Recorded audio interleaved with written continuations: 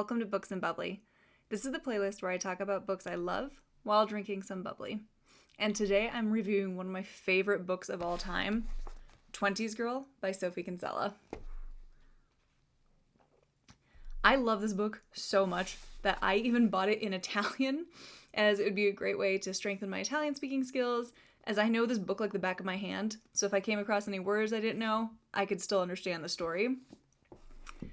I will admit that I am a big Sophie Kinsella stan, but I'm realistic, and I also know that not every book of hers is a 5-star read for me, but this one definitely is. This is a 10-star read for me.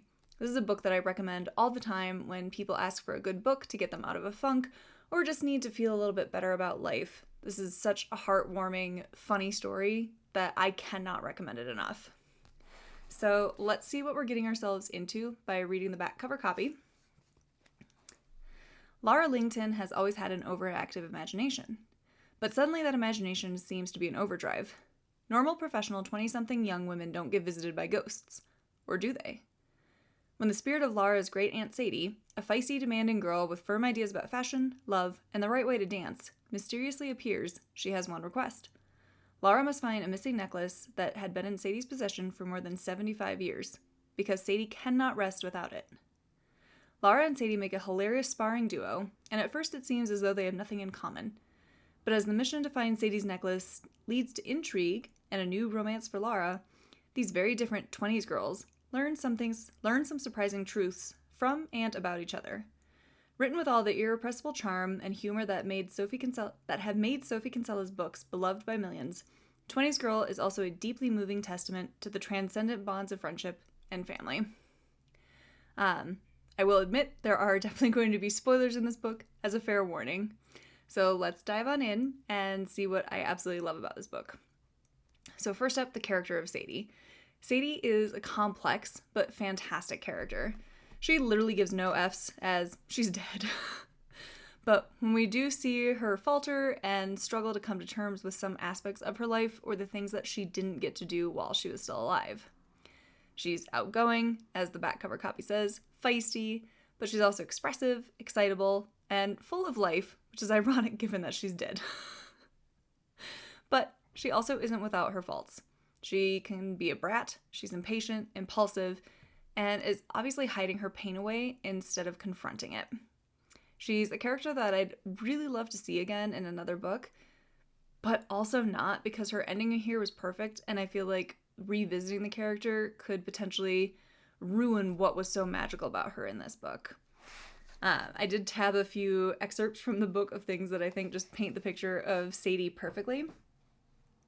So, they're at Laura's apartment, and, they're not at the apartment, they're at a club on a date, or Laura's on a date with the guy Sadie's interested in. "Where did you learn to dance?" Sadie inserts herself between me and the mirror. "I didn't. You don't learn to dance. You just pick it up." "Well, it shows. You're terrible." "Well, you're totally over the top," I retort, stung. "You look like you wanted to jump his bones right there." "Jump his bones?" Sadie frowns. "What do you mean?" "It means, you know," I stop awkwardly. "I'm not sure bone jumping is something I want to be discussing with my great aunt." "What?" Sadie says impatiently. "What does it mean?" "You do it with someone else," I choose my words carefully. "It's like a pajama party, except you take off your pajamas." "Oh, that," her face clicks with recognition. "You call it jumping his bones?" "Sometimes," I shrug. "What an odd phrase. We used to call it sex." "Oh," I say, discomfited. "Well, we do too. Or Barney mugging," she adds. "Barney mugging? And she has the nerve to call jump his bones an odd phrase?" Another excerpt that I love that is a callback to that scene that I just read. So it's the very end of the book, page 385, and they're trying to figure out who the woman in the painting is, because it's Sadie. And she's talking to one of the art curators. "I wonder what she's thinking," says Ed, still gazing up at her. "That's quite an intriguing expression she has." "I often wonder that myself," chimes in Malcolm Gledhill eagerly. "She seems to have such a look of serenity and happiness.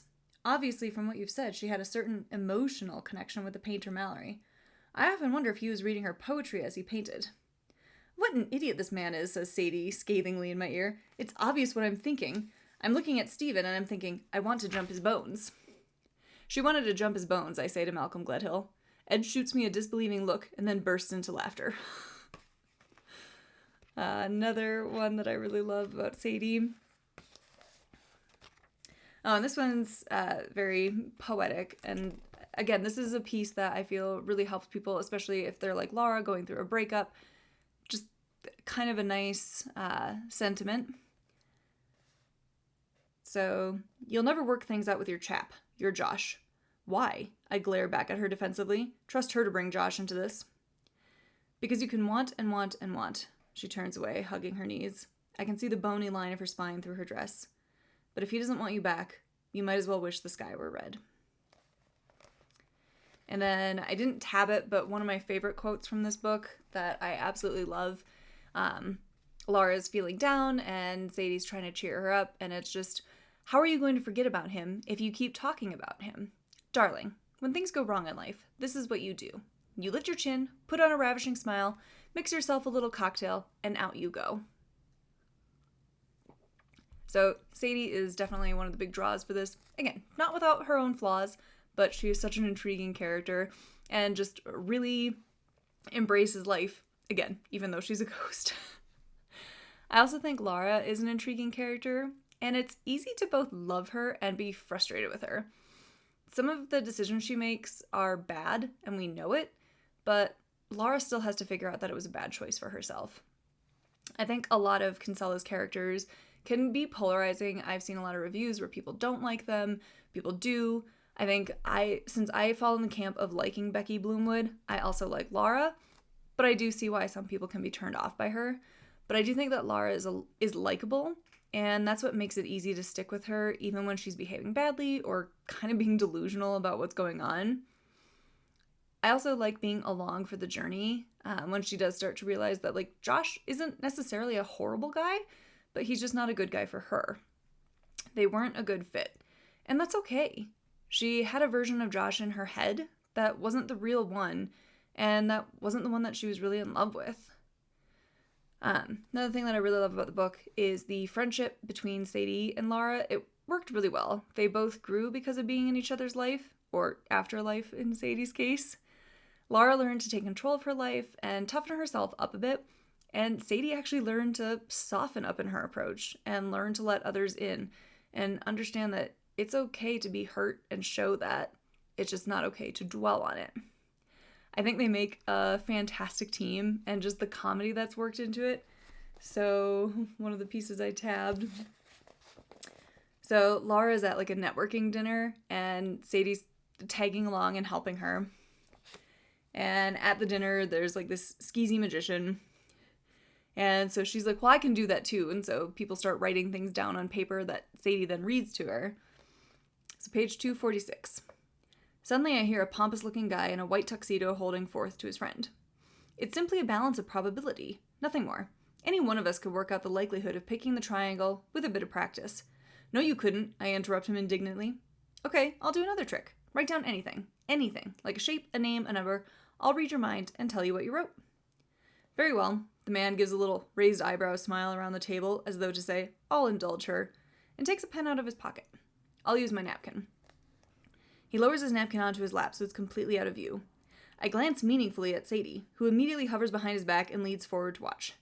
He's writing down season of mists and mellow fruitfulness. She makes a face. Dreadful handwriting. All right, the pompous man looks up. Tell me what shape I've drawn. Ooh, very sneaky. I smile sweetly back and lift my hands towards him, just like the great Ferenzo did. The great Laura will now read your mind. A shape, you say? What shape could it be? Circle? Square? I'm getting a square. The pompous man is exchanging smug smiles with the guy next to him. He thinks he's so clever. Open your mind, sir, I shake my head reproachfully at him. Get rid of those thoughts saying, I'm better than everyone at this table. They're blocking me. The man's face has turned red. Really, he begins. I have it, I cut him off firmly. I have read your mind, and you did not draw a shape. No one can fool the great Laura. On your napkin is written. I pause, wishing I had a drum roll. Season of mists and mellow fruitfulness. Show the table your napkin, please. Ha! The pompous man looks like he swallowed a fish. Slowly he holds up the napkin, and there's a massive gasp, followed by applause. Fucking hell, says his neighbor bluntly. How did you do that? He appeals to the table. There's no way she could have known that. It just, they work so well together doing that. And then later in the book, Lara's trying to get Sadie to do that again, like look at what someone's hiding from her. So they're back at the art gallery, and they're trying to figure out who sold Sadie's painting without her permission. And so Malcolm Gledhill, the art guy, has the contract in his briefcase, and Laura's going to use Sadie to take a look at it. It's page 380. I could not show you anything, Malcolm Gledhill nearly falls off the bench in horror. That, as I keep repeating, is confidential information. Of course it is, I adopt a soothing voice. We understand that. But maybe you could do me a small favor and check the date of acquisition. That's not confidential, is it? Ed gives me a questioning glance, but I pretend I haven't noticed. Another plan has occurred to me, one which Ed won't understand. It was June 1982, as I remember, says Malcolm Gledhill. But the exact date? Could you just have a quick look at the agreement? I open my eyes innocently at him. Please? It could be very helpful. Malcolm Gledhill gives me a suspicious look, but obviously can't think of any reason to refuse. He bends down, clicks open his briefcase, and draws out a file of papers. I catch Sadie's eye and jerk my head surreptitiously at Malcolm Gledhill. What? She says. Oh, for God's sakes. And she calls me slow? I jerk my head again at Malcolm Gledhill, who is now smoothing out a sheet of paper. What? She repeats impatiently. What are you trying to say? Here we are. He puts on a pair of reading glasses. Let me find the date. My neck's going to crick if I jerk my head anymore. I honestly think I'm going to die of frustration in a minute. There's the information we want, right there, open for anyone to read who happens to be of a ghostly invisible nature. And still Sadie's peering at me uncomprehendingly. Look, I mutter out of the corner of my mouth. Look at it! Look at it! Oh! Her face snaps in sudden understanding. A nanosecond later, she's standing behind Malcolm Gledhill, peering over his shoulder. Look at what? Says Ed, sounding puzzled, but I barely hear him. I'm avidly watching Sadie as she reads, frowns, and gives a small gasp, and then looks up. William Langton. He sold it for £500,000. William Langton? I stare back at her stupidly. You mean Uncle Bill? The effect of my words on Malcolm Gledhill is extreme and immediate. He starts violently, clutches the letter to his chest, turns white, turns pink, looks at the letter, then clasps it close again. What did you say? It's just them working together, learning how to communicate even around other people is really funny. Like, there's another scene where Laura is talking to Sadie directly out in the open, and this woman's giving her a weird look, so she's like, oh, there's a phone in my earring. Like, it's very funny watching them interact around other people and then just learning how to communicate well together. I also, going back to Laura, I did think that, again, she has her own faults, but she does listen. And, one thing that she tells Ed, and that I think, was good for her, and that I also really like from this book, is, so she's hanging out with Ed, and life is like an escalator, I add wisely. When Dad says that to me, I get all annoyed, because he just doesn't understand. But somehow it's different when I'm giving advice. An escalator, echoes Ed. I thought it was a box of chocolates. No, definitely an escalator. You see, it carries you on regardless. I mime an escalator, and you might as well enjoy the view and seize every opportunity while you're passing. Otherwise, it'll be too late. That's what my dad told me when I broke up with this guy. And it's just, I think that is a really great piece of advice for life that, yeah, it's going to keep moving forward, so you might as well enjoy everything while you can. And I honestly think that's, in a way, that embodies also what Sadie did. She moved on with her life and led an incredible life before kind of being forgotten at the end.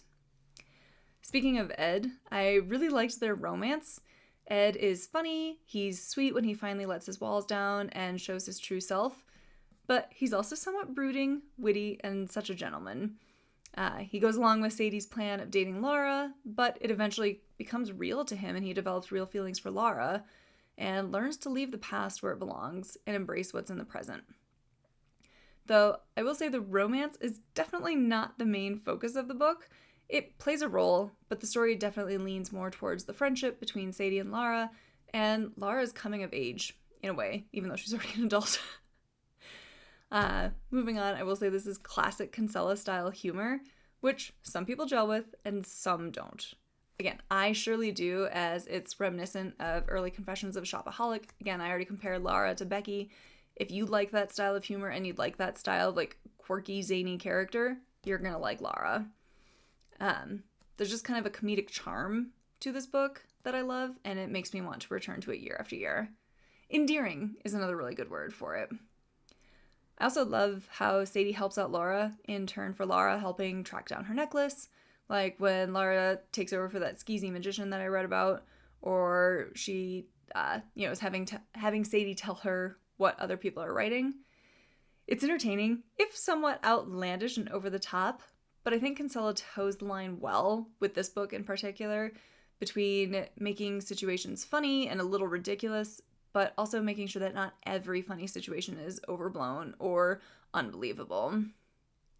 One piece that I did like that, again, toes the line really well is the actual funeral at the beginning. So they just finished, Sadie's about to be cremated, and Laura can see Sadie's ghost, and she's watching her run around. So page 32. To my horror, the girl runs up to the plinth and starts trying to push the coffin back, but her arms don't work. They keep sinking through. Please, she looks up and addresses me desperately. Don't let them. I'm starting to feel a genuine panic here. I don't know why I'm hallucinating this or what it means, but it feels real. Her torment looks real.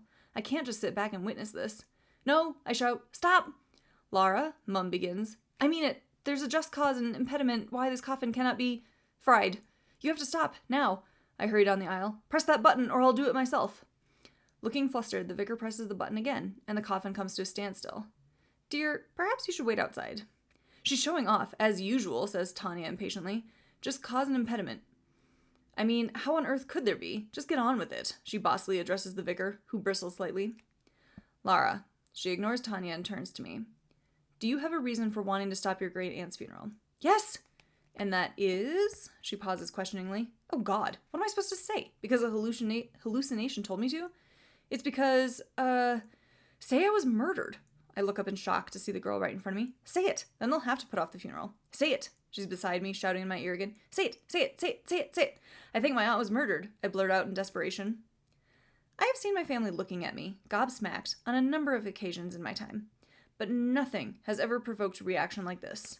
They're all turned in their seats, their jaws hanging in incomprehension, like some kind of still life painting.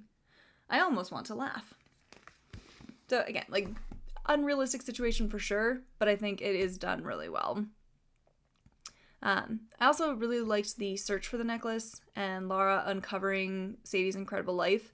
Like when Laura comes across Sadie's painting, the story really takes a turn, and then watching Uncle Bill get what he deserves in the end was fantastic. A note on the ending, I do think the ending is both bittersweet and very poignant. I always cry when I read the ending, and I really wish Sadie could have stayed, but she obviously can't. It's her time. It's not her time anymore. She has to move on, as that's kind of the point of the book, that we have to move on and make the most of our lives while we are living it. All in, it's a super fun read and a great one when you're feeling somewhat down or need something to inspire you to live your best life and move on from something that may have hurt you or still be haunting you. It's a quick and humorous read. The pacing is just right to balance the elements of Laura becoming who she needs to become, her friendship with Sadie, and the search for the necklace, and her romance with Ed. I also like the ghost aspect of the book, as most ghost stories I read are about scary or violent ones, so this was a nice twist that she was just a sassy, feisty, funny one. Like I said at the beginning, I'm a Kinsella stan, and she's always an author that I keep a lookout for, and will continue to read her books, because this is still one of my favorite reads of all time. Obviously, you can tell by just looking at how many times I've read this one. So tell me, have you read Twenties Girl by Sophie Kinsella? Let me know what you thought of it in the comments. Otherwise, I'll see you next time on Books and Bubbly.